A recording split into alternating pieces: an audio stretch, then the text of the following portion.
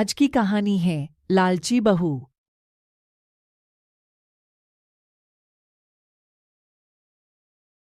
एक समय की बात है, एक छोटे से गांव में राम और सीता नाम के कपल रहते थे।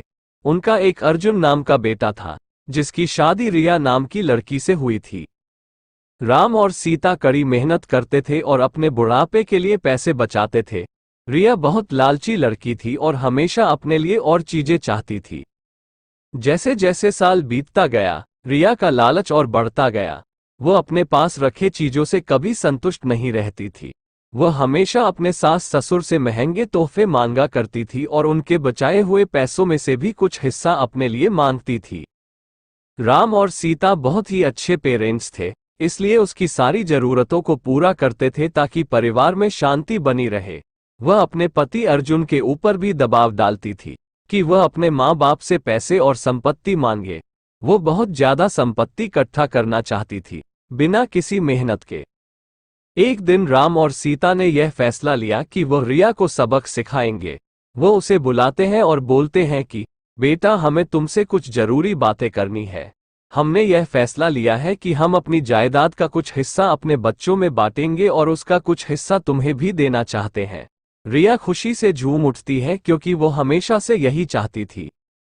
लेकिन राम और सीता के मन में कुछ और ही चल रहा था। उन्होंने एक पत्थरों से भरा हुआ बैग उसे दे दिया और बोला, बेटी, यह तुम्हारे हिस्से की संपत्ति है। रिया उस बैग को देखकर गुस्सा हो गई।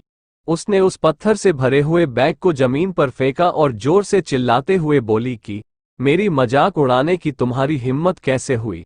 मुझे पैसे चाहिए, ये पत्थर नहीं।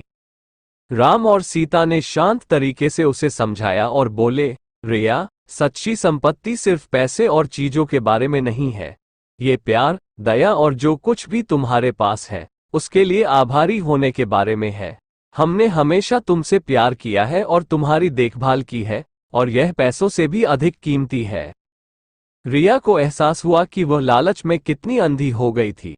उसको अपने किए गए बर्ताव के लिए पछतावा होने लगता है। उसने अपने सास और ससुर से माफी मांगी और अपने तरीके बदलने का वादा किया। उस दिन के बाद से उसमें बदलाव आया और वह एक अच्छी बहू बन गई। रिया के बदलाव की बात पूरे गांव में फैल गई और सभी ने एक बेहतर इंसान बनने के लिए उसकी प्रशंसा की। रिया अपने परिवार का ख्याल रखते हुए और उनके बीच मिले प्यार के लिए आभारी होकर हमेशा खुश रहने लगी। सच्चा धन प्यार, दया और जो हमारे पास है उसके लिए आभारी होने से आता है, न कि हमेशा और अधिक चीजों की चाह रखने से।